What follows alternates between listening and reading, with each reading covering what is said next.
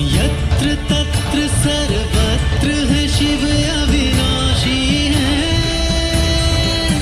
शिव कण कण में बसे हैं, घट घट वासी हैं।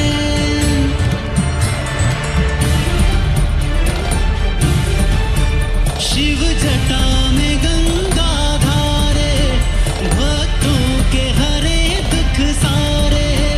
शिव भक्तों के हैं भक्त सत्य अनुगामी हैं।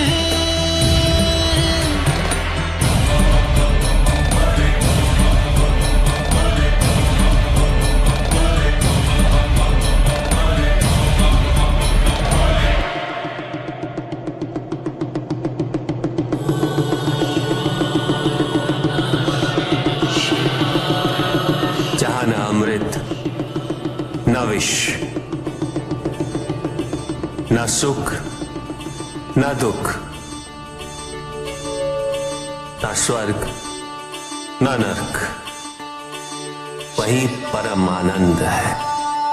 उसी परम आनंद तक की यात्रा है तुम्हारी। ये यात्रा आनंद के सानिध्य की है। ये यात्रा सानिध्य के आनंद की है।